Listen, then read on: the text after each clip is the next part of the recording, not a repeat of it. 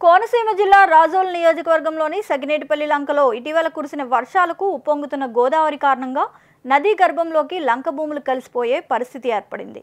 ఇప్పటికే ఎకరాలకు ఎకరాల భూమి గోదావరిలో కలిసిపోయింది. ఇంకా గోదావరి నదిలోకి కొబ్బరి చెట్లు సైతం కొట్టుకుని పోతున్నాయి. దీంతో రైతులు లబోదిబోం అంటున్నారు. సగినేటిపల్లి లంక భూమి చుట్టూ రిటైనింగ్ వాళ్లు నిర్మిస్తే వరద ఉధృతి నుంచి లంక భూమిని కాపాడిన వారు అవుతారని వీళ్ళు అధికారులను కోరుతున్నారు. వేలాది ఎకరాల పంట భూములు గోదావరి నదిలో కొట్టుకొని పోతున్నాయి. దీంతో సగినేటిపల్లి రైతాంగం లబోదిబోం అంటున్నారు. తక్షణం అధికారులు ఈ సమస్యపై స్పందించి వరద ఉధృతి నుంచి లంక భూములను లంక గ్రామాన్ని కాపాడాలని స్థానికులు కోరుతున్నారు.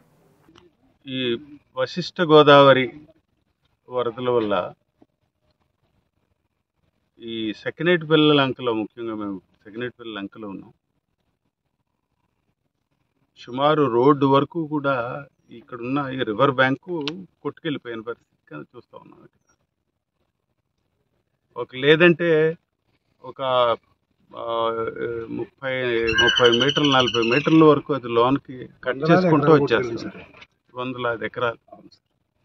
అలాగే పైకి కూడా చూసినట్టయితే అన్ని కొబ్బరి చెట్లు పడిపోతున్నట్టు మనం చూడగలం. ఇక్కడ ఊళ్ళోకి దగ్గరగా ఇంకా ఇక్కడ 50 కూడా ఒక 50 అడుగుల కంటే ఎక్కువ కనిపించట్లేదు రోడ్డుకి, దీనికి గోదావరికి.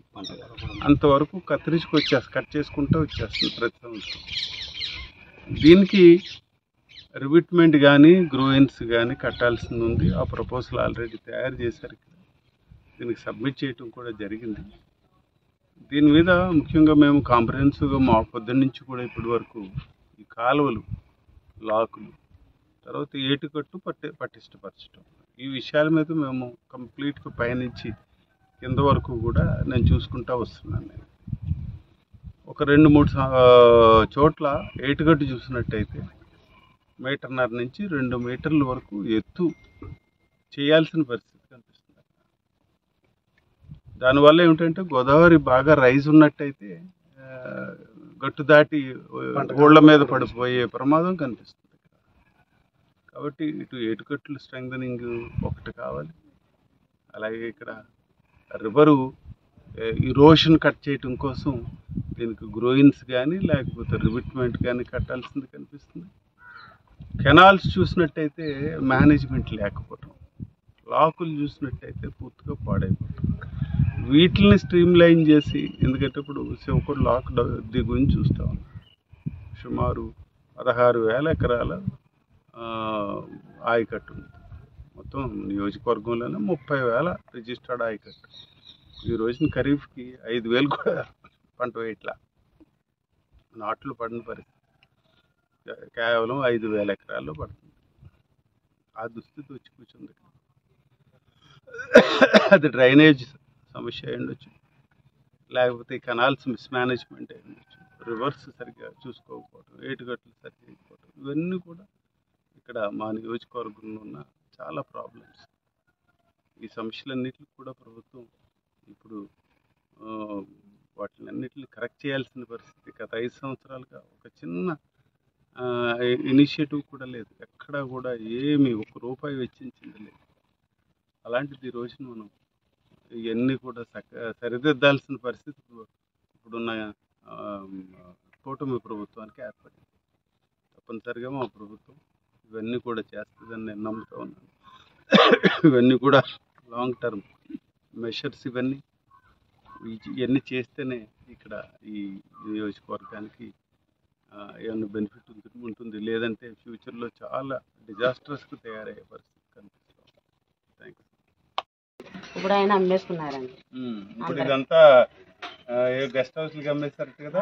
అమ్మేసుకున్నారండి. దానికోసం బాధ అయిపోయింది. ఆయన కాంటైన్ కింద చెప్పు కూడా మాకు అందరికీ కూడా ఇబ్బంది లేదండి. ఇప్పుడు ఆయన అమ్మేసుకుంటే మాకు అందరికీ ఇబ్బంది ఇస్తుంది. మీకు ఇప్పుడు డ్రైనేజ్ కావాలి. డ్రైనేజ్ కావాలండి. ఇలా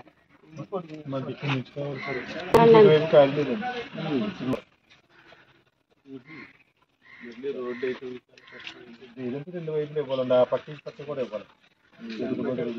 వస్తే వరద తీసుకొచ్చేస్తాయండి. ఇంకా అది కూడా పక్కన కట్టుబడి పట్టాలు ఏమి చేయలేదు. ఇల్లులు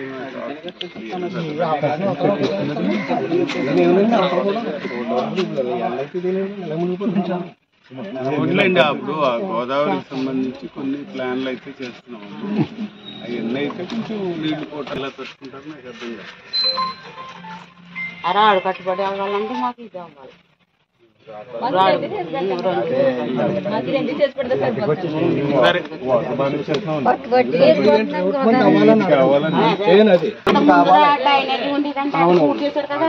రోడ్లు డ్రైనేజీ పూర్తి చేశారు.